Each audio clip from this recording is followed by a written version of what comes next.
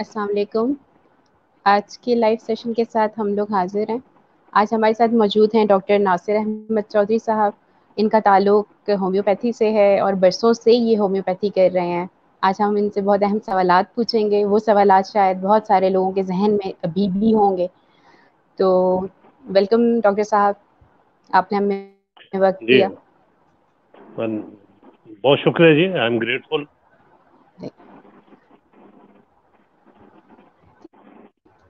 चलिए सर शुरू करते हैं। सबसे पहला सवाल तो ये है कि होम्योपैथी तरीका इलाज दो लफ्ज़ों से मिलके बना है, होम्योपैथी, इससे क्या मुराद है? बिस्मिल्लाहिर्रहमानिर्रहीम। ये ग्रीक लैंग्वेज के दो वर्ड्स हैं, जिसका उर्दू में तर्जमा किया जाए तो ये बनता है अलाज बिल मिसल, let likes be cured by likes. यहाँ मैं थोड़ी सी इसकी हिस्ट्री बताऊं कि इसका फाउंडर होम्योपैथी का डॉक्टर सैमुअल फ्रेडरिक हानीमन एक जर्मन डॉक्टर थे, जिन्होंने आर्लिंगटन यूनिवर्सिटी से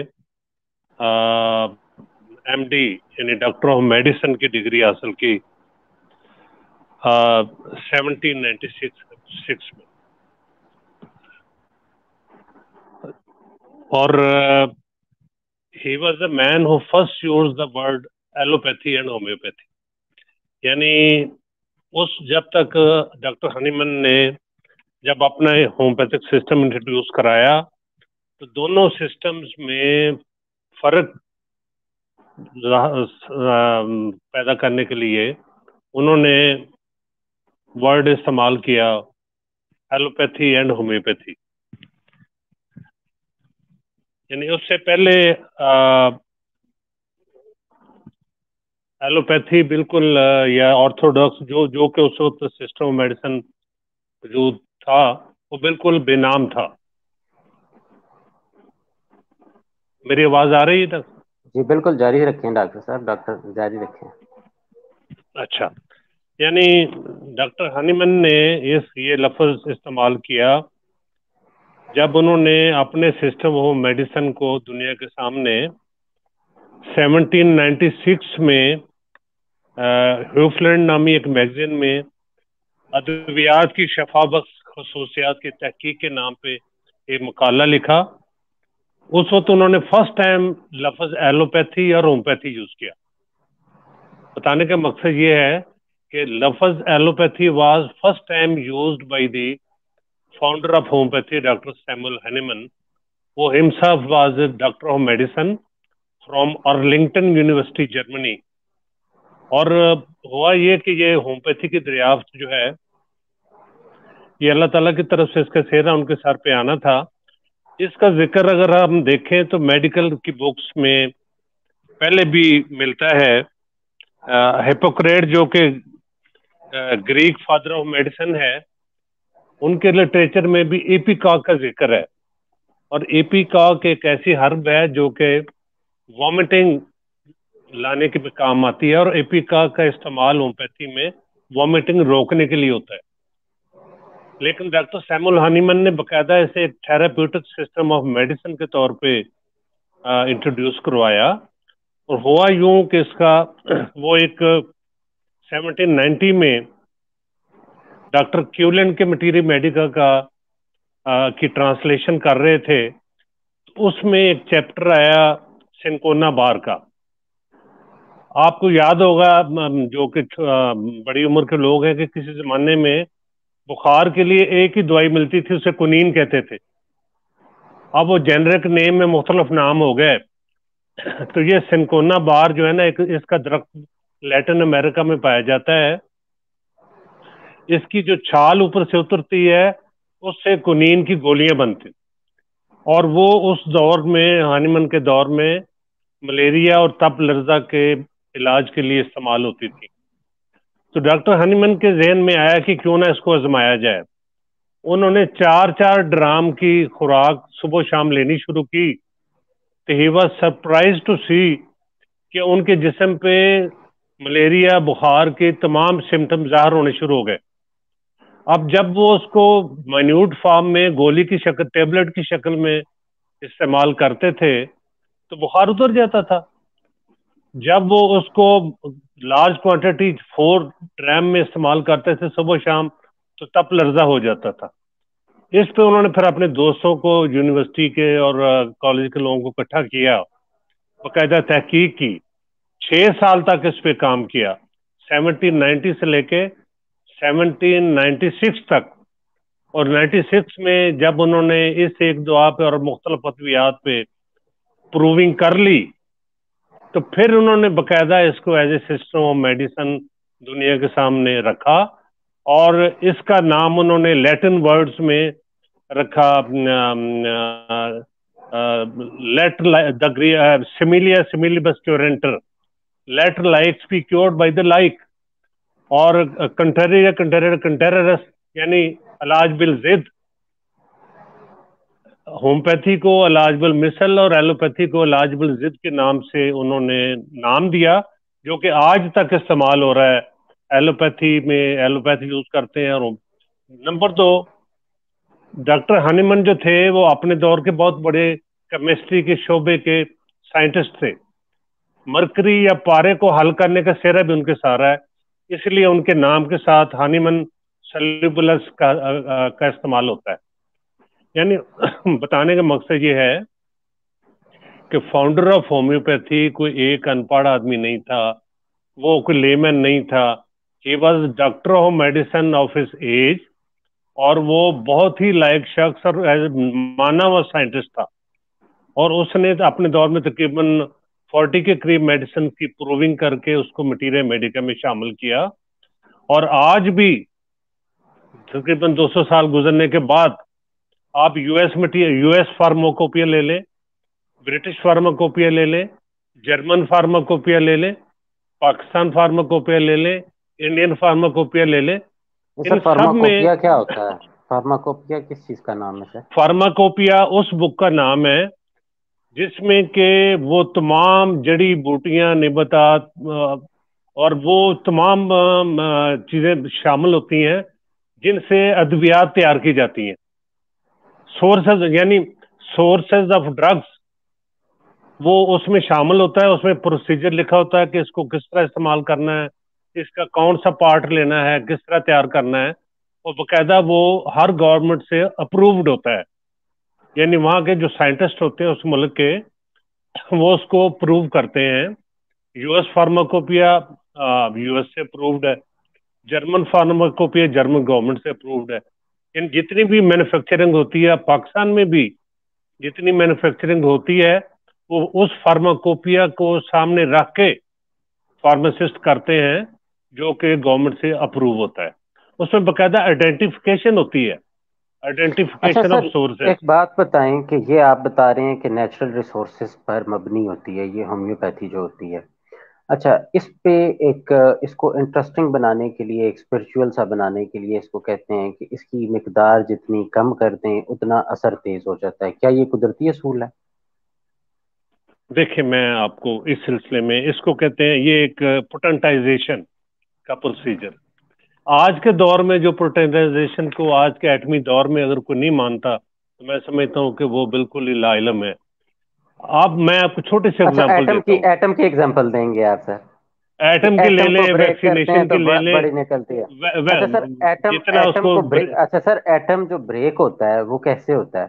ایک تو بریک ہو رہا ہے سورج کے اندر اور بہت زیادہ توانائی نکل رہی ہے. یہاں پہ یہ میرے گھر کے ساتھ بیٹھ کے ایٹم کو بریک کر رہے ہیں, یعنی کوئی کام کرنے والا جو بندہ ہے سر وہ اگر یہ ایٹم کو بریک کرتا ہے تو بات ماننے والی بھی ہے.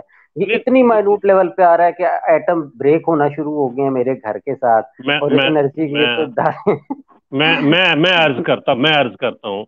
مجھے 90s میں فیلوشپ دیا گیا WHO کی طرف سے to study homeopathic system of medicine Germany. میں جرمنی گیا. جرمنی جا کے میں نے یہ جو آج کل شعبے اور فرانس کی ڈالیسوز ہے اور ریکوچ کمپنی ہے, میں ان کی سب کی مینوفیکچرنگ کا پروسیس دیکھا. اب میں کوئی چھوٹی سی آپ کو ایک ایگزامپل دیتا ہوں جو نیچرل ٹروتھ کو ظاہر کرتا ہے. بیلاڈونا کا لفظ آپ نے سنا ہوگا. بیلاڈونا پلاسٹر کے زمانے میں بڑا یوز ہوتا تھا. بیلاڈونا کا کشتہ بناتے ہیں حکیم, حکیم کشتہ کس طرح بناتے ہیں آپ کے علم میں ہے کہ کسی بھی چیز کو رکھ کے جلاتے ہیں 40 دن تک زمین کے اندر دبا کے، اور پھر جب وہ کشتہ نکلتا ہے پھر وہ کہتے ہیں کہ تنکے کے اوپر دوائی رکھ کے مکھن میں رکھ کے کھائیں. یہ بھی منیمائز کرنے والی بات ہے. اچھا، ہومیوپیتھی میں پوٹنٹائزیشن کا باقاعدہ ایک پروسیس ہے، اس کو وہ جو فارماکوپیا میں دیا ہوا ہے، یعنی اس میں میڈیسن کو کیسے 99+1 یعنی 1 drop of source of drug plus 99 drops of distil water اور الکوہل، اس کو 10 ٹائم شیک کرنا ہے، وہ 1 پوٹینسی بنتی ہے. اسی طرح 1000 ٹائم شیک کر اسی ایک قطرے کو 1000 ٹائم 99 ڈراپس میں مکس کر کے بریک کریں گے تو اس کی کیا پوزیشن ہوگی، وہ 1000 پوٹینسی ہوتی ہے. بہرحال یہ ایک علیحدہ سبجیکٹ ہے، لیکن میں یہاں پہ یہ صرف آپ کو واضح کرنے کے لیے بتاؤں. ایک چھوٹی سی اگزامپل آپ کو میں دوں گا تاکہ آپ کو سسٹم کی سمجھ آئے کہ یہ نیچرل ٹروتھ ہے. Homeopathy believes in clinical trials. Homeopathy believes in clinical trials. پیاز ہے، پیاز ہم استعمال کرتے ہیں روزانہ گھر میں، اس کی میڈیسن بنتی ہے ایلم سیپا. نمک ہم روز یوز کرتے ہیں گھر میں، اس کی میڈیسن بنتی ہے نیٹرم میور. میں اکثر نان بلیورز کو ایک چیلنج کیا کرتا ہوں کہ آپ پیاز پہ یقین رکھتے ہیں، نمک پہ یقین رکھتے ہیں جو گھر میں روز یوز کر، باقیوں کو میں نام نہیں لیتا، اس کو پوٹینٹس فارم میں یوز کریں and then find the results on your body. پھر کہیں کہ ہم نہیں مانتے. ہیلو جی طاہرہ کوشچن پوچھیے گا. اچھا اس میں میں تھوڑے سے بات مکمل کر لوں کہ نان بلیورز کو آج کے دور میں، میرا مطلب اگر تو کسی نے سوچ لیا کہ میں نے ماننا نہیں ہے تو وہ تو پھر آپ جو مرضی کر لے، مور لگی ہوتی ہے نا. اب ہم سمٹمز کو دیکھ کے اللہ تعالیٰ کو بھی نہیں مانتے. نہیں میں بات کرتا ہوں، نہیں میں بھی جنرلی بات کرتا ہوں. اللہ تعالیٰ کی پہچان بھی نشانی سے ہوتی ہے، پھر بھی دنیا میں نان بلیور کی تعداد بہت زیادہ ہے. ہومیوپیتھی دیکھیں یہ زندہ ہے، یہ سروائیو کر رہی ہے، ناٹ آن کسی کی سرپرستی نہیں ہے، آن پبلک سپورٹ. میں پبلک میں بیٹھا ہوں کلینک کھول کے، میرے پاس مریض وہی آتا ہے، میں کسی کو اٹھا کے نہیں لاتا، مریض وہی آتا ہے جس کو فرق پڑتا ہے، اور میڈیسن میں جو دیتا ہوں وہ پروونگ ہے. یعنی clinical trials are the main source of پروونگز. اچھا سر، یہاں پہ ایک بات میری سنیں سر. دیکھیں کلینکل ٹرائلز اس چیز پہ ہوئے ہیں کہ یور بلیف ہیلز یو. ٹھیک ہے، 2 مریض تھے، ایک کو انہوں نے آپریٹ کیا اور دوسرے کو پانی کے انجیکشن لگاتے رہے، دونوں نے ایکول کیور جو ہے وہ شو کیا. تو اس میں ہومیوپیتھی کا کیا کس طرح سے آپ میں عرض کرتا ہوں. ہومیوپیتھی میں جب کسی بھی میڈیسن کی پروونگ کی جاتی ہے نا، ایک تو ہیلدی ہیومن بینگ پہ کی جاتی ہے، نمبر 2 10 لوگوں کا گروپ ہوگا وہ جن کو میڈیسن دی جائے گی، 5 لوگوں کا گروپ ہوگا وہ جس کو پلاسیبو دی جائے گی. آپ اپنی سمجھے نا پلاسیبو کو، یعنی اسے بتایا جائے گا تو میڈیسن دی جا رہی لیکن اسے خالی پاؤڈر یا پانی دیا جا رہا ہوتا ہے. وہ 10 اور وہ 5 جو پروونگ میں سمٹمز دیتے ہیں ان کو نوٹ کیا جاتا ہے. ان کو نوٹ کرنے کے بعد جو majority with repeated trials with repeated پروونگز جو میجورٹی سمٹم دیتی ہے اس کو ریکارڈ کیا جاتا ہے. وہ ریکارڈ اس کی میں آپ کو چھوٹی سی ایک مثال دیتا ہوں تو آپ سمجھ جائیں گے. 92 میں اور میرا دوست ہم گئے شوگراں کہ وائی سے اوپر 8-9 کلومیٹر اوپر ہے ہل، یعنی یہ سیاحتی مقام ہے. وہاں پہ اس وقت چھوٹا سا PWD کا ریسٹ ہاؤس ہوتا تھا. وہاں بیٹھے ہم چائے پی رہے تھے اس پہ کمرے میں، تو وہاں ایک بزرگ بیٹھا ہوا تھا. میں اور میرا دوست، میرے دوست کی ایک لیب ہے یہاں پہ، وہ مینوفیکچرنگ کا کام کرتے ہیں. ہم لوگ ایک میڈیسن کی تلاش میں گئے ہوئے تھے بیلاڈونا کی. وہ آئیڈینٹیفکیشن آف ڈرگس کی ہم بک لے کے آئے تھے یو کے سے. اس میں بتایا گیا تھا کہ اتنے 1000 فٹ پہ ہیڈنگ ٹورڈ سن یہ پودا پایا جاتا ہے اور یہ اس کی تصویر ہے. وہ ہم نے اس بالکل ان پڑھ آدمی کو وہ تصویر دکھائی کہ یہ بوٹی ہم نے سنا ہے کہ یہاں پہ سری پائے اور شوگراں کے درمیان میں پائی جاتی ہے. اس نے بولتے ہی اس نے فوری کہا کہ اچھا یہ بوٹی اگر بھینس کھا لے تو بھینس رسے توڑاتی ہے, درختوں کو ٹکرے مارتی ہے. ہم نے اسے کہا کہ ہمیں وہاں لے جانا صبح. وہاں ہمیں لے کے گیا. یقین کریں کہ وہی بوٹی تھی جو آئیڈینٹیفکیشن آف ڈرگ میں بیلاڈونا کے نام سے تھی. وہ یہاں ہم نے لا کے پھر NIH میں ایک سیکشن ہے آئیڈینٹیفکیشن آف ہربس کا.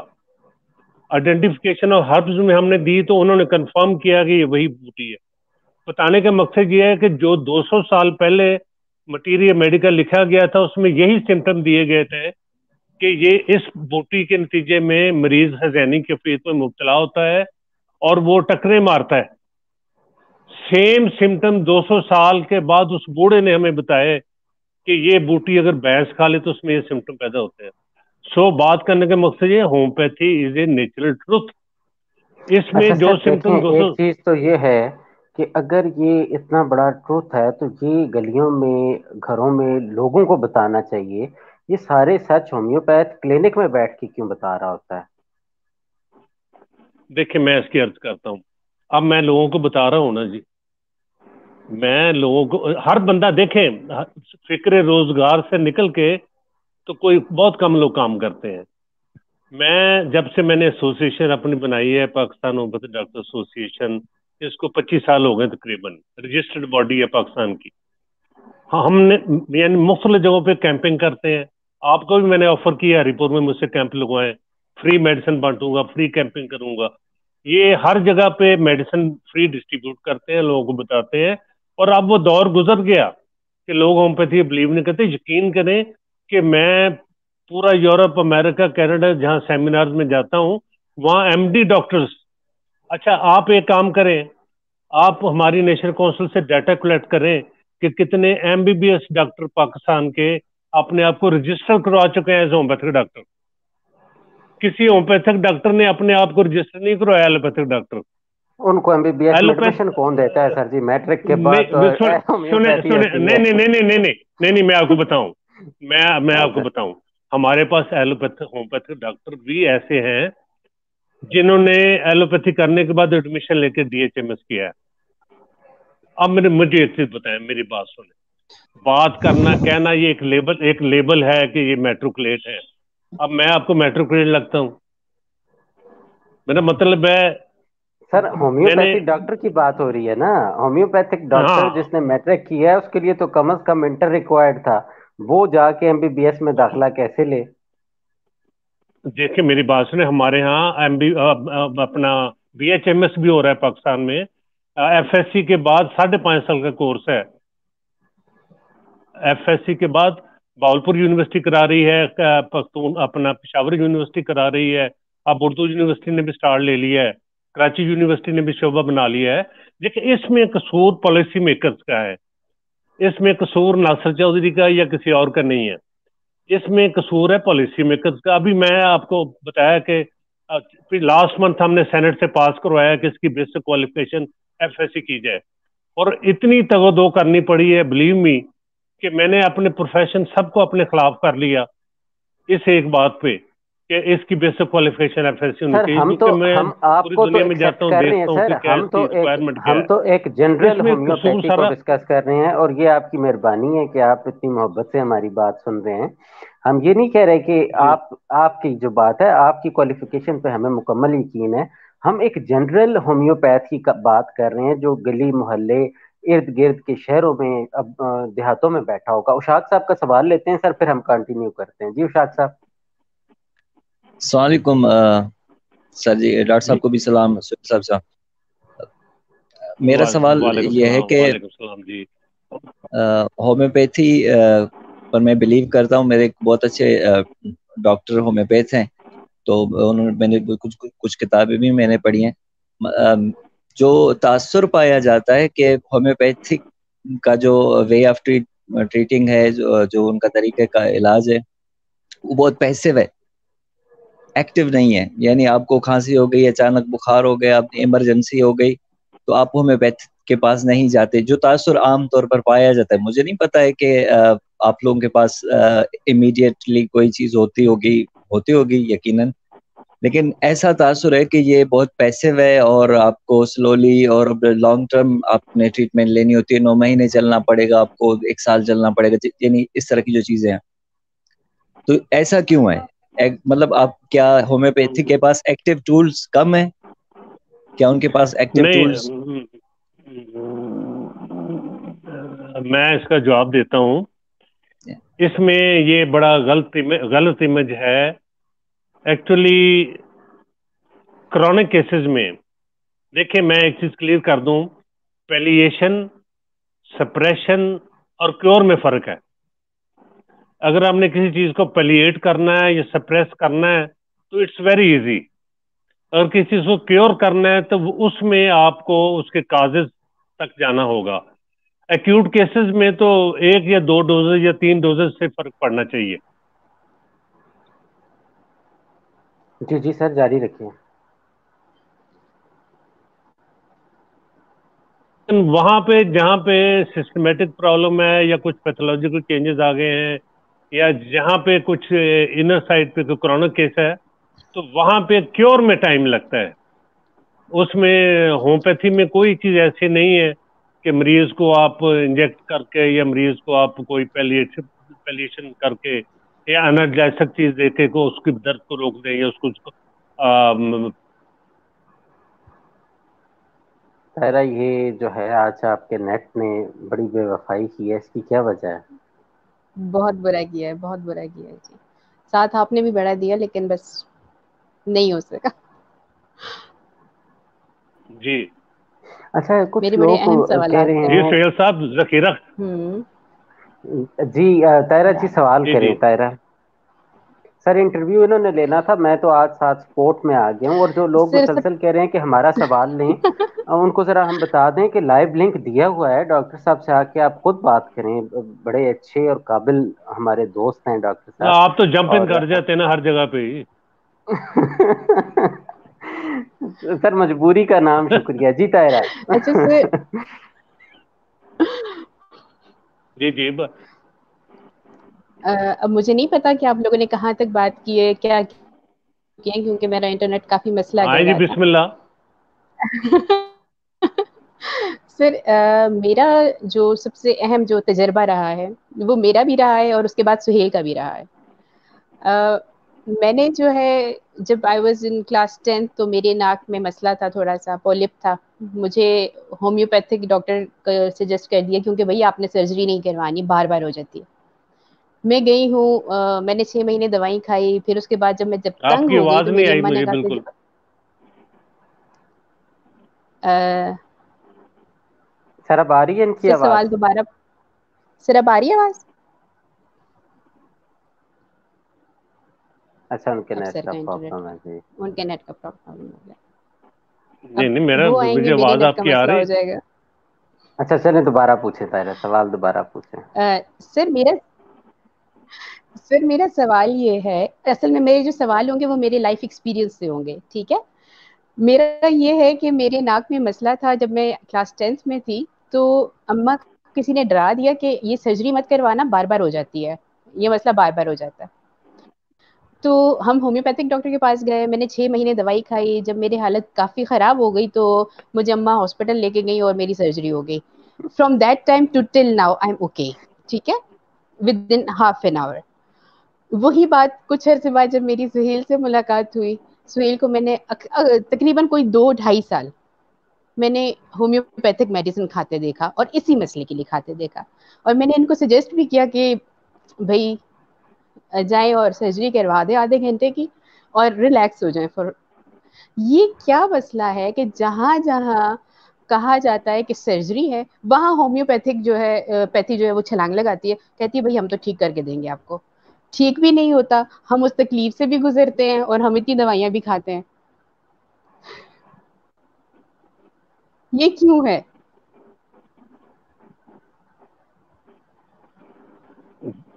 جی ہیلو جی بہت اچھا ہوا، ساری بات کر کے چکی ہے ڈاکٹر صاحب کو آواز سر جی آواز آ رہی ہے آپ کو؟ یہ سمجھ آئیے کس کا مسئلہ؟ اچھا ناک کا مسئلہ ہے سر، وہ آواز کہہ کٹ رہی کٹ کے ہیں. آ رہی ہے، وہ بریک اچھا ہو سر کے نا. میں بتاتا ہوں، اچھا سر میں بتاتا ہوں، میری آ رہی ہے آواز آپ کو؟ ہاں آپ کی آ رہی. اچھا وہ یہ کہہ رہی تھی کہ 10ویں کلاس میں تھی، ناک کا مسئلہ ہوا اور ڈاکٹر ہومیوپیتھک نے کہا کہ جی یہ تو دوبارہ بڑھ جاتا ہے پولیپ، آپ نے نہیں کروانا. دوائی کھائی، 6 مہینے بعد حالت خراب ہو گئی تو سرجری کروائی. پھر یہ میری مثال دے رہی تھیں کہ اس کو بھی سمجھایا بھائی کہ ہومیوپیتھی کا مسئلہ اس میں نہ پڑو، 1.5 سال کھا کے اس نے سرجری کروائی. تو جہاں پہ سرجری آتی ہے وہاں پہ ہومیوپیتھی کیوں بیچ میں جمپ ان کرتی ہے اور کہتی ہے جی کہ ہم ٹھیک کر کے دیں گے؟ سہیل صاحب میں نے آپ کو اس کا جواب دے دیا تھا اسٹوڈیو میں ہی بیٹھ کے کہ جہاں سر پیتھولوجیکل نہیں سنیں، جہاں پیتھولوجیکل چینجز آ جاتے ہیں، جہاں پیتھولوجیکل چینجز آ جاتے ہیں وہاں سرجری ریکوائرڈ ہوتی ہے، نمبر 1.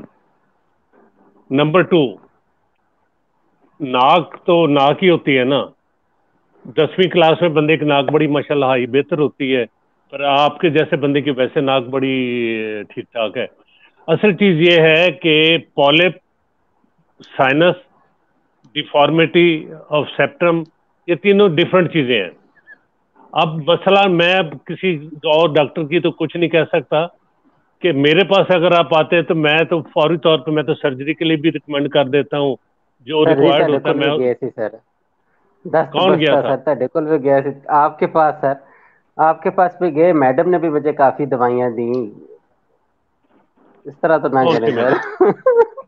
کون سی میڈم کی بات کر رہے ہیں؟ ایسی بات آپ کی کوئی نہیں میسج کی ہے. سر، ایک بار آپ نے نہیں نہیں دی، اس کے بعد میڈم نے بھی دوائیاں دی، اس کے بعد انہوں نہیں نے نہیں مجھ نہیں سے نہیں ایکس رے بھی نہیں کروایا. نہیں نہیں آپ اپنی ناک لے کے میرے پاس نہیں آئے تھے، کوئی اور لے کے کچھ اور چیز لے کے آئے ہوں گے. پر اینی ہو میں پہلے بھی عرض کر چکا ہوں کہ سسٹم میں کوئی گڑبڑ نہیں ہے. Where there is a failure it's a failure of homeopath not homeopathy. Homeopath اپنے حساب سے دیکھتا ہے، کرتا ہے، ہومیوپیتھی اپنے حساب سے ٹریٹ کرتا ہے. اب یہ ہے کہ سرجری تو ایک ڈفرنٹ چیز ہے، تو اس میں تو کوئی این نہیں ہوتا، ہومیوپیتھی این ہوتا کم از کم. جی طاہرہ بہرحال میں آپ کی ناک کے لیے دعا گو ہوں کہ اللہ کرے یہ ٹھیک ہی رہے. ٹھیک ہے طاہرہ، آپ نیکسٹ کوشچن کیجئے پلیز.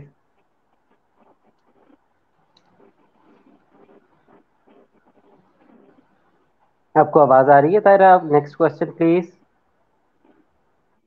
نہیں آ رہی میرا خیال. اچھا سر، جب تک ان کے سسٹم کو ہم دیکھتے ہیں، اچھا یہ بتائیں سر کہ یہ ہومیوپیتھی میں ہر چیز کا علاج کیوں ہے؟ ڈاکٹر کے پاس جائیں وہ کہتا ہے جی ای این ٹی کے پاس چلے جاؤ، ایک کہتا ہے آرتھروپیڈک کے پاس چلے جاؤ، دوسرا کہتا ہے جی کہ آپ میڈیکل اسپیشلسٹ کے پاس چلے جاؤ، اور ہومیوپیتھی کہتا ہے کہ میرے پاس آ جاؤ. نہیں میں دیکھیں، یہ ہر چیز کی اپنی ایک لمیٹیشنز ہیں. دس از ریالٹی. ہر پیتھی کی اپنی لمیٹیشنز ہیں، لیکن جس کو نالج ہوگا اس کو اپنی لمیٹیشن کا پتہ ہوگا. جس کے پاس نالج نہیں ہوگا اس کو اپنی لمیٹیشن کا پتہ نہیں ہوگا. بہت سی سٹیجز ایسی ہوتی ہیں جس میں آپ کو کیسز اب آپ حیران ہو گئے کہ میرے پاس بھی پم سے یا مخلا ہاسپٹل سے دوست جو ڈاکٹر حضرات ہیں کیسز ریفر کرتے ہیں، میں ان کو ریفر کرتا ہوں. کچھ سٹیجز ایسی آ جاتی ہیں جس پہ آپ کو کیس جو ہے نا وہ ریفر کرنا پڑتا ہے، اور ساری پیتھیز کو ہر ایک پیتھی کی اپنی اپنی افادیت ہے. ہم کسی کو اگنور نہیں کر سکتے. ہر پیتھی کی اپنی اہمیت ہے اور ہر کی اپنی اپنی لمیٹیشنز ہیں. ان لمیٹیشن کو سمجھنا یہ نالج کے والی کی بات ہے. لیکن یہ ہے کہ چونکہ ان کی شعبہ جات سارے علیحدہ ہیں اور وہ علیحدہ اسپیشلائزیشن ہے، یہاں پہ ابھی ہمارے وہ سلسلہ نہیں ہے. ابھی تو ہمارے جنرل جو ہے نا وہ میرا مطلب ہے ایکچولی ہم لوگ بھی کسی کے انڈر آتے ہیں. اس میں ہمارا مطلب ہمارے بھی سلیبس باقاعدہ اپرووڈ ہوتا ہے فیڈرل گورنمنٹ سے, اس سے باہر نہ کالج جا سکتے ہیں نہ کوئی اور جا سکتا ہے. اچھا سر ایک کوئی کوشچن تو رہتا ہے ایسے نہیں, اس سے پہلے کہ وہ ڈسکنیکٹ ہو جائیں سوال ان سے لے لیں, پھر یہ ان کا نیٹ جاتا ہے تو چلا جائیں. جی طاہرہ. نہیں میرا نیٹ تو سر میرا چلا جاتا ہے. جی جی سر ایلوپیتھی جو ہے, جب ہم لوگ ایلوپیتھک ڈاکٹر کے پاس جاتے ہیں یا ایلوپیتھی کی بات کرتے ہیں تو ڈاکٹرز دیم سیلف کہتے ہیں کہ ہم جو ہے الٹی پیچز کے علاوہ اور کسی چیز کا علاج نہیں کرتے. That is very true.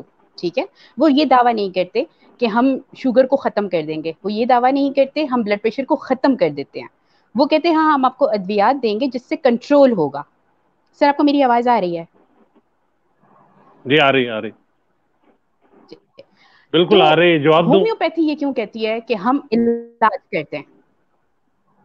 ہاں جی بالکل جواب دیں کہ ہومیوپیتھی کیوں یہ دعویٰ کرتی ہے کہ ہم چیزیں بالکل ٹھیک کر دیتے ہیں. ہم بلڈ پریشر بھی ٹھیک کر دیں گے, شوگر بھی ٹھیک کر دیں گے, پتے کی پتھری بھی غائب ہو جائے گی, گردے کی پتھری بھی غائب ہو جائے گی. مطلب یہ کیا ہے, ہیپاٹائٹس بھی ٹھیک ہو یہ جائے گا, فلاں کیا بھی ٹھیک. چیز ہے جو یہ دعویٰ کرنے پہ مجبور کرتی ہے؟ میری بات اس کا میڈم میں آپ کو پہلے جواب دے چکا ہوں کہ بہت سی سٹیجز ایسی ہوتی ہیں, مثلا sugar, blood pressure, York acid, یہ 3 چیزیں ایسی ہیں جو کہ جن کو آپ مینیج کر سکتے ہیں, آپ کنٹرول کر سکتے ہیں. آپ اس میں اگر مینیج اور کنٹرول کر لیں تو نارمل لائف گزار سکتے ہیں. اس میں جو بندہ اگر مثلا ایک شخص انسولین ڈیپینڈنٹ ہے, اس کو میں کہہ دوں کہ نہیں آپ انسولین چھوڑ, اگر پینکریاس آپ کا انسولین بناتا ہی نہیں ہے, اگر آپ کا پینکریاس جو ہے جسم میں انسولین بناتا ہی نہیں ہے, اور میں کہہ دوں کہ نہیں ہومیوپیتھک دوائی سے انسولین بننی شروع ہو جائے گی, تو یہ میرا مطلب جہالت کے علاوہ کچھ نہیں ہے. دیکھیں میں یہ ہر چیز کی لمیٹیشنز ہیں. میں پہلے بھی کہہ چکا ہوں کہ جہاں پیتھولوجیکل چینجز آ چکے ہوتے ہیں وہاں پہ ہومیوپیتھی اس طرح کے کام نہیں کر سکتی جس طرح کے بعض لوگ دعویٰ کرتے ہیں. اور دعویٰ وہ لوگ کرتے ہیں جن کو نالج نہیں ہوتا, اور وہ نالج نہ کرنے والے فیلڈ میں اس لیے بیٹھے ہوئے ہیں کہ ہمارے پالیسی میکرز کی نااہلی ہے. ہمارے ہاں جو حالات ہیں جس پہ میں اب گزشتہ 30-35 سال سے ایک سٹرگل کر رہا ہوں, جدوجہد کر رہا ہوں کہ ہمارے ہاں جو حالات ہیں یہ اس کی طرف, یہ میں نے ایک پیپر لکھا تھا منسٹری کو, licensed کویکری under the پیٹرنیج of health ministry. اب اس سے بڑھ کے میں کیا کر سکتا ہوں؟ These are my personal views کہ آپ کویکس پیدا کر رہے ہیں. کون کر رہا ہے؟ منسٹری ان کے ڈپلومے کو ایکسیپٹ کر رہی ہے, منسٹری ایکسیپٹ کر رہی ہے, ان کو ایجوکیشن نہیں دے رہی. تو اس میں قصوروار کوئی اور نہیں ہے سوائے ہمارے پالیسی میکرز کے. اور میں اس چیز کو ایز اے ہومیوپیتھ ایکسیپٹ کرتا ہوں کہ دیر آر سرٹن سٹیجز جہاں پہ ہومیوپیتھ بھی کچھ نہیں کر سکتے مینجمنٹ کے. جی طاہرہ. سر میرا اگلا سوال کچھ اسی میں سے سب کے متعلق نہیں ہے کہ سر جب ایلوپیتھی کی بات کی جی جی جی طاہرہ. جی کہیں سر, کہیں آپ بات مکمل کیجیے. نہیں کریں. ٹھیک ہے سر, میرا سوال یہ ہے کہ جب ایلوپیتھک جو ڈاکٹرز ہیں وہ یہ کہتے ہیں کہ جب ہم لوگ کتابیں پڑھتے ہیں تو ہم لوگ نفس, وہاں باقاعدہ لکھا گیا ہے کہ نفس دیکھ کے جو حکمت کا جو علاج ہوتا تھا وہ واقعی ایسا تھا کہ نفس دیکھ کے بہت ساری بیماریوں کا پتہ لگایا جا سکتا تھا. ٹھیک ہے, یعنی وہ جڑی بوٹیوں کو بھی مانتے ہیں, وہ حکمت کو بھی مانتے ہیں. لیکن جہاں ہومیوپیتھی کی بات آتی ہے تو وہاں ایلوپیتھی بالکل خاموش ہے اور کہیں کہیں ریلیکٹنٹ ہے. آپ اس کے بارے میں کیا کہیں گے؟ یہ کوئی بیر ہے یا نہیں, یہ دیکھیں یہ خاص وجہ؟ پروفیشنل چیزیں ہیں. میں آپ کو ایک چیز بتاتا ہوں کہ میں نے پہلے آپ سے عرض کی تھی کہ آپ نیشنل کونسل فار ہومیوپیتھی سے ڈیٹا کلیکٹ کریں کہ کتنے MBBS ڈاکٹرز ہیں جو ہومیوپیتھی اڈاپٹ کر چکے ہیں پاکستان میں. یورپ اور امریکہ میں پہلے MD ڈاکٹر ہونا ضروری ہے ہومیوپیتھ بننے کے لیے. यूरोप और अमेरिका में एमडी डॉक्टर होना जरूरी है होम्योपैथी प्रैक्टिस करने के लिए, और वहां पे जितने डॉक्टर होम्योपैथी प्रैक्टिस करते हैं वो एमडी डॉक्टर्स हैं। मेरा ख्याल है मेरे सवाल का जवाब आपको मिल गया होगा। अब यहाँ पे देखें, जिस चीज के मतलब हमें नॉलेज ही नहीं है उस पर अगर हम कमेंट्स करें, उसके मतलब अपनी राय दें, तो मेरा ख्याल है ज्यादती है। पहले किसी चीज के मतलब, किसी प्रोफेशन के मतलब नॉलेज गेन किया जाए, फिर उस पे बात की जाए। तो यहाँ पे जिनको नॉलेज है, मैं आप मैं यहाँ नाम नहीं लेना चाहता, बहुत से आप किसी से मुझे मिले, मैं बहुत से डॉक्टर से आपकी मुलाकात कराता हूँ। हाँ, एक आध चीज रेफरेंस के लिए आपको बताऊं कि नेशनल इंस्टीट्यूट ऑफ हेल्थ में एक अदारा है ट्रेडिशनल मेडिसिन। जी, आवाज आ रही? हेलो सर, फिर देखिए, ये तो आपने अमेरिका और यूएस की, आपने यूएस की बात की, यूके की बात की।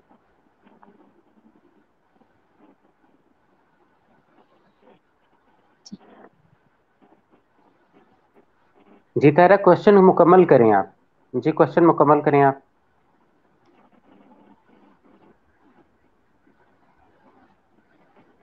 जी तारा, क्वेश्चन मुकम्मल करें आप।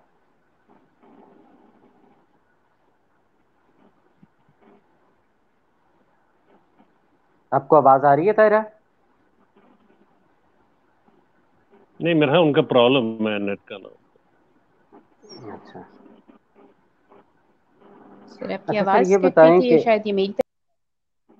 अच्छा सर, ये आपने बताया कि जो प्रॉब्लम है वो पॉलिसी मेकिंग में है, तो तब तक, जब तक ये अच्छे होम्योपैथ नहीं आ जाते और हम ये सुनते रहें कि होम्योपैथी बहुत अच्छी है, तो आम लोग क्या करें?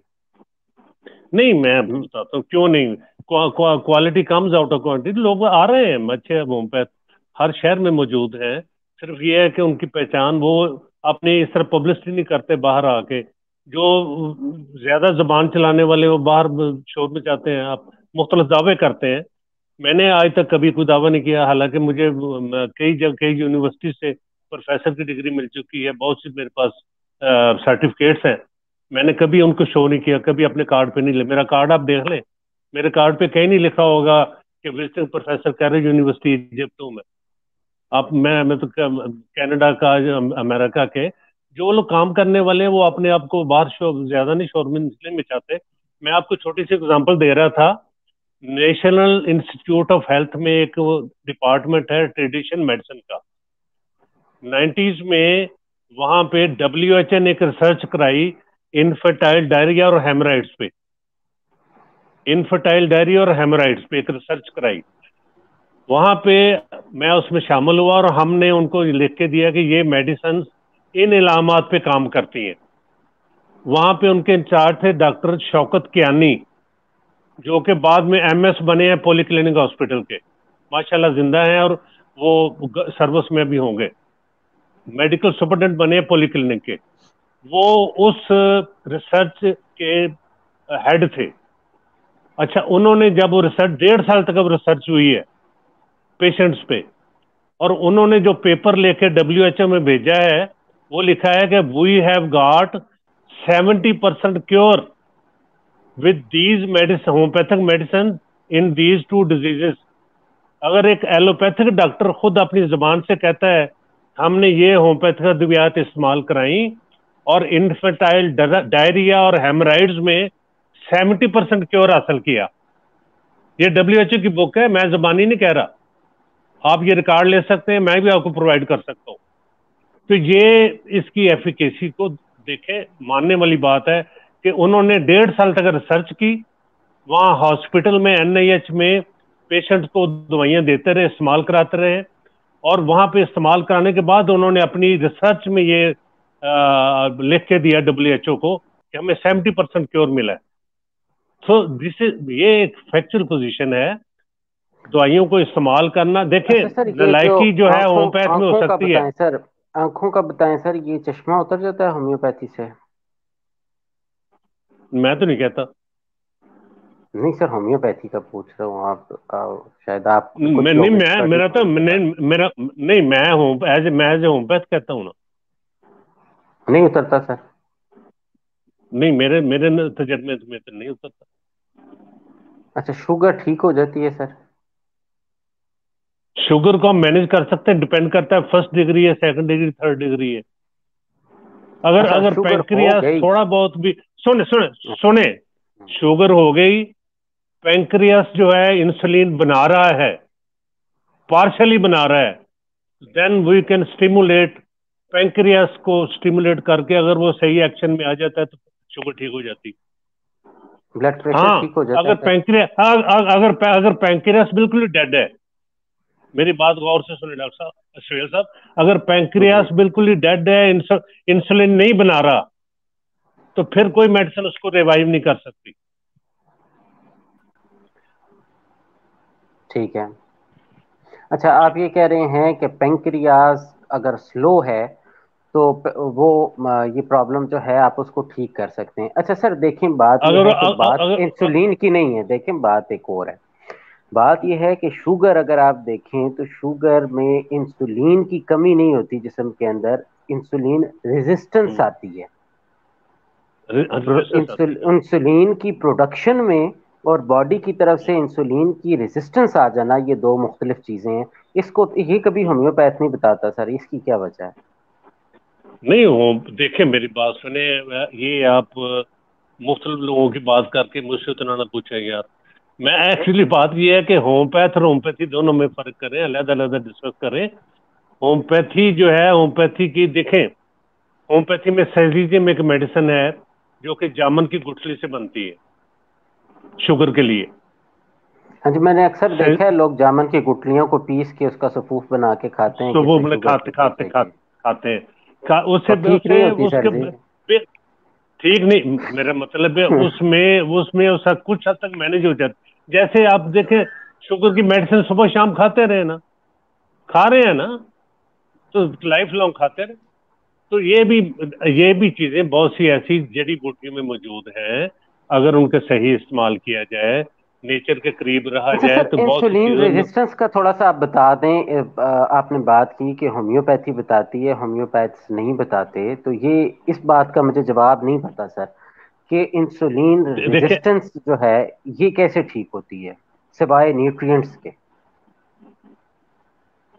स्वाय, मतलब न्यूट्रिएंट्स हेलो, के, जो आपकी फूड थेरेपी है उसके अलावा कैसे ठीक होती है ये इंसुलिन देखें रेजिस्टेंस जो देखें है? मैंने आपको एक एग्जांपल ये समझाने के लिए दी थी कि होम्योपैथिक मेडिसिन आसमान से नहीं उतरती, ये भी उन्हीं चीजों से बनती हैं जो कि न्यूट्रिएंट्स में से, ये मेरा मतलब बहुत सी चीजें इसमें ऐसी हैं जो कि मेडिसिनल हर्ब से बनती हैं और मुख्तलिफ चीजों से बनती हैं जो कि खुराक के ऐसा होती है। सिर्फ सिर्फ सिस्टम ऑफ मैन्युफैक्चरिंग और मेडिसिन में फर्क है। टिब में कुछ टिब बनाए जाते हैं, एलोपैथी में इंजेक्शन बनाए जाते हैं, होम्योपैथी में डाइल्यूशन बनाए जाते हैं और पोटेंटाइजेशन की जाती है। Sources of drugs are the same, sources of drugs are the same, उनकी मैन्युफैक्चरिंग का सिस्टम अलहदा है और हर एक का फार्माकोपी में दिया हुआ है। टिप का अपना फार्माकोपी है, एलोपैथी का अपना फार्माकोपी है, होम्योपैथी का अपना फार्माकोपी है, और तीनों तीनों तीनों टिपों के फार्माकोपी जो है ये अप्रूव्ड हैं बाय द गवर्नमेंट्स, ये किसी इंडिविजुअल के बनाए अच्छा हुए सर, नहीं है। अब देखें ना, अब देखें कि सोर्सेज ठीक हैं, बनाने का तरीका डिफरेंट हो गया, फिर आप ये कहते हैं कि एलोपैथी जो है उसके नुकसानात ज्यादा हैं, साइड इफेक्ट्स हैं, वो सप्रेस कर देती है। चीज तो सेम है, वो ही सेम चीज उसको थोड़ा सा आपने डाइल्यूट करके दे दिया तो वो क्योर हो गई, एलोपैथिक ने दे दिया तो वो सप्रेस करने लग गई और उसके प्रॉब्लम्स आना शुरू हो गई। ये कैसे मुमकिन है? नहीं, not in all cases doctor साहब, आपने सुहेल साहब, not in all cases. Her her case में आप एक फिक्रा नहीं इस्तेमाल कर सकते। यार लोग कहते हैं, अगर लोग कहते होंगे तो कहते हैं, मैं तो नहीं कहता ना। मैं तो वही जो देखें, हमारे एक बड़ी अच्छी बुक लिखी हुई किसी ने, से नो। नो बंदा वही कह सकता है जिसको पता हो कि अब नो की स्टेज है। और हम लोग जो मेजॉरिटी, मैं मानता हूं कि में नहीं है, लेकिन मैं कल के परसों के आपके प्रोग्राम में भी कहा था कि आपको पता होना चाहिए कि आप जिसके पास जा रहे हैं कि वो बंदा को किस पोजीशन में है, वो को ट्रीट कर सकता है नहीं कर सकता। پھر اب بندہ خود جج کر لیتا ہے, ایسی کوئی بات نہیں. ہم بھی, میرا مطلب مختلف لوگوں سے ملتے ہیں. معصوم واقعات ہوئے ہیں, ہمیں تو نہیں پتا چلتا سر, بڑی بڑی باتیں کرتے ہیں لوگ, ہم ان کی باتوں میں آ جاتے ہیں. چلے یہ بھی تو اللہ میاں نے دیکھیں, اللہ میاں نے ہر طرح کے لوگ پیدا کیے ہیں. کچھ ایسے ہیں جو باتوں میں لے آتے ہیں. اگر سارے ہوشیار ہو جائے تو معصوموں کا کیا بنے, اگر سارے معصوم ہو جائے تو ہوشیاروں کا کیا بنے. اللہ تعالیٰ نے ایک نظام چلانا ہے, اس میں سہیل تاج جیسے لوگ بھی ہیں, میڈم جیسے بھی ہیں, ہر طرح کے لوگ ہیں, اور ہر طرح کے لوگوں کے لیے سوسائٹی بنتی ہے. سوسائٹی گلدستے کی شکل اختیار کرتی ہے, اور اس گلدستے کو سنبھالنا ہم سب کا کام ہے. اور میرا میسج یہی ہے کہ ہمیں maximum near to the nature رہنا چاہیے, تاکہ ہم نیچرل لائف گزاریں. نیچرل لائف گزاریں گے تو ہم صحت مند رہیں گے. اللہ تعالیٰ ہم سب کو. سر میرا ایک بچوں والا سوال ہے, اگر آپ لے لیں تو. میرا نیٹ ہی نہ اڑ جائے گا. جی ایک آدھ سوال لے لیں سر. جی جی پلیز.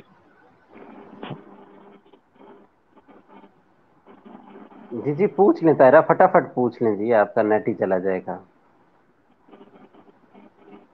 ابھی گیا اتنی ہوا ہے. دیر میں جو اچھا سر, ایک بات بتائیں سر, کہ سر موٹاپے کا علاج ہومیوپیتھی میں ہے, موٹاپا کم ہو جاتا ہے ہومیوپیتھی سے؟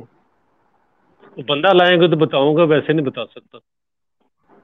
نہیں سر, بندے کو چھوڑیں, آپ علاج کا بتائیں نا. دیکھیں نہیں کیوں چھوڑے, ڈپینڈز اپان پیشنٹ. ہومیوپیتھی میں ایک فکرہ کہیں نوٹ کر لیں ڈائری میں. سر بندے کا تو آپ تب پوچھیں کہ اگر میں آپ کو سمٹم نہ دے رہا ہوں, بندہ دیکھنے کو چھوڑے, سمٹمز پوچھیں. نہیں بولیں جی سمٹمز کیا ہیں اس کو. ہومیوپیتھی میں مرض کا نہیں, مریض کا علاج کیا جاتا ہے.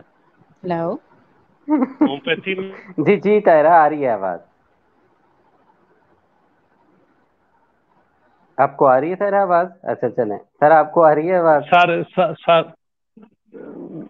سر دیکھیے آپ نا کی آ رہی ہے. سر, آپ نے سمٹمز پوچھیں, آپ بندہ کیوں دیکھتے ہیں, آپ سمٹم دیکھ کے بتائیں. نہیں میں کیسے بندہ دیکھے بغیر کیسے بتا سکتا ہوں. میں تو پیشنٹ کو جتنی دیر تک گھنٹہ ڈیڑھ گھنٹہ تسلی نہیں ہوتی میری, میں میڈیسن ریکمینڈ نہیں کرتا. اور یہی دس از اے پراپر وے. ہومیوپیتھی میں جو کرونک کیسز میں تو یو نیڈ ٹائم, جب تک سملیرٹی نہیں ہوگی تب تک تو یہ ایلوپیتھی تو نہیں ہے کہ آپ پیراسیٹامول دے دیں سر ٹھیک ہو جائے گا. اس میں سپریشن نہیں ہے, نہ ہی پیلیشن ہے, اس میں تو کیور ہے. انشاء اللہ تعالیٰ کیور ہے اور رہے گا. آپ نے بتایا, صرف یہ آپ کہہ رہے تھے سپریشن ناٹ اے نال, کیسے؟ بہت شکریہ جی, ماشاء اللہ بڑا اچھا سا. تقریباً 48 منٹس ہو گئے ہیں, تو ٹھیک ہے سر, انشاءاللہ آپ تعالیٰ کرتے ابھی ہیں. پروگرام اچھا جاری سر, رہے گا. یہ آپ کا نمبر میں بہت اپنے شکریہ ممبرس کو, سر آپ کا نمبر یا کوئی کانٹیکٹ میں اپنے ممبرس کو دے سکتا ہوں اگر یہ آپ سے رابطہ کرنا چاہیں. بالکل دیں جی, میں most welcome. Thank you so مچ سر, آپ نے الٹے سیدھے سوال ہمارے لیے, اور ہمیں ہومیوپیتھی سمجھنے میں مدد ملی. ہمارا بہت حوصلہ بڑھا, اور بہت سی چیزیں ایسی ہیں جو مجھے کئی سیشن آپ کے ساتھ کرنے کے باوجود مجھے سمجھ نہیں آئے تھے, اور وہ آج آئے ہیں. بہت شکریہ سر. خدا حافظ جی, خدا حافظ.